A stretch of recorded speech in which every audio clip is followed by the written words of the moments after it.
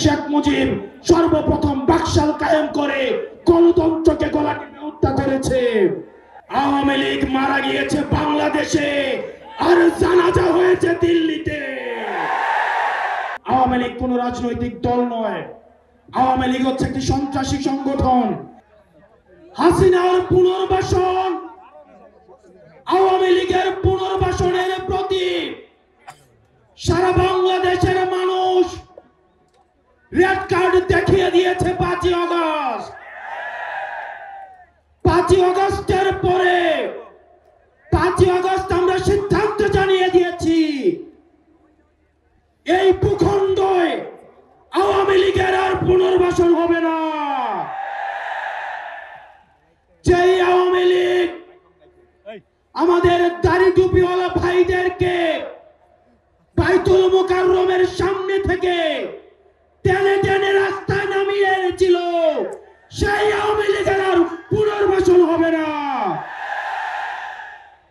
প্রিয় সংগ্রামী সহযোদ্ধা, অত্যন্ত পরিতাপের বিষয়, আজকে 8 মাস পর এসেও আমাদের দেশের অনেক রাজনৈতিক দল, অনেক রাজনীতিবিদ আমাদেরকে বারবার করে মনে করিয়ে দেয় আওয়ামী লীগ নাকি রাজনৈতিক দল, এবং এই রাজনৈতিক দল নিয়ে সিদ্ধান্ত আসার এখতিয়ার নাকি তাদের নেই।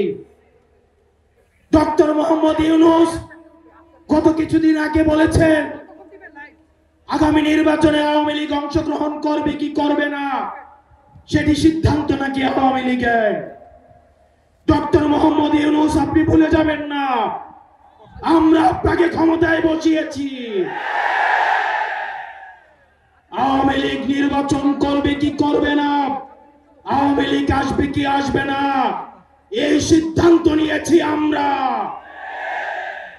আওয়ামী লীগ মারা গিয়েছে বাংলাদেশে আর জানাজা হয়েছে দিল্লিতে। আমার ভাই আবরার এবং শহীদ আবু আলিফের রক্তের উপর পাড়া দিয়ে এই আওয়ামী লীগ বাংলাদেশে আসবে না। এই সংস্কার আমাদের দেশের সবচেয়ে বড় সংস্কার, আওয়ামী লীগকে নিষিদ্ধ করতে হবে। কোন কিন্তু অথবা নেই, আচ্ছা দেখছি এরকম কিছু নেই, আওয়ামী লীগকে নিষিদ্ধ করতেই হবে। আপনারা ভুলে গেলে চলবে না, আওয়ামী লীগ কোন রাজনৈতিক দল নয়।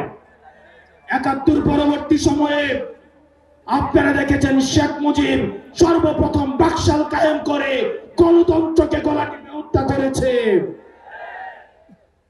এই বাকশালী দিয়ে ৩০,০০০ জাসদ কর্মীকে হত্যা করে সারা বাংলাদেশে কসাইতন্ত্র কায়েম করেছে। আওয়ামী লীগের লুটপাটের কারণে আপনারা দেখেছেন ৭৪-এর দুর্ভিক্ষে ১৫ লক্ষ মানুষ মারা গিয়েছে। আমরা বারবার করে বলতে চাই, আওয়ামী লীগ কোন রাজনৈতিক দল নয়, আওয়ামী লীগ হচ্ছে একটি সন্ত্রাসী সংগঠন। এই সন্ত্রাসী সংগঠনকে নিষিদ্ধ করার মধ্য দিয়ে আমরা সংস্কার দেখতে চাই। একই সাথে শাপলায় যে হত্যাকাণ্ড হয়েছে, আমরা আপনাদের কাছে অনুরোধ জানাবো, এই শাপলা হত্যাকাণ্ডে যারা শহীদ হয়েছে, আজকের এই মঞ্চ থেকে এই শহীদের লিস্ট আপনারা জাতির সামনে প্রকাশ করুন। একই সাথে হাসিনার এই ফাঁসি না হওয়া পর্যন্ত প্রয়োজন হলে আমাদের শেষ রক্তবিন্দু দিয়ে এই তরুণ প্রজন্ম আমরা হাসিনার ফাঁসি নিশ্চিত করা পর্যন্ত আমরা আন্দোলন চালিয়ে যাব। এবং নারী সংস্কার নিয়ে যেই কনসার্ন আপনাদের কাছ থেকে এসেছে, আমরা চাই ডক্টর মোহাম্মদ ইউনূস এই কনসার্ন গুলোকে আপনি অতি সত্বর অ্যাড্রেস করবেন, এবং অপ্রয়োজনীয় যে সংস্কারগুলো রয়েছে সেটিকে পাশ কাটিয়ে প্রয়োজনীয় যে সংস্কারগুলো রয়েছে, যেটির মধ্য দিয়ে নারীদের অধিকার নিশ্চিত হয়, যেটির মধ্য দিয়ে নারীদের সম্মান নিশ্চিত হয়, এবং আমাদের দেশের ধর্মীয় এবং কালচারাল সাংস্কৃতিক যে সম্মান অক্ষুণ্ণ থাকে, সেই অধিকারগুলো, সেই সংস্কারগুলোতে আপনাকে জোর দেওয়ার জন্য আহ্বান জানাচ্ছি। দেশের পাশে, বিশ্বের সাথে, মেট্রো টিভি।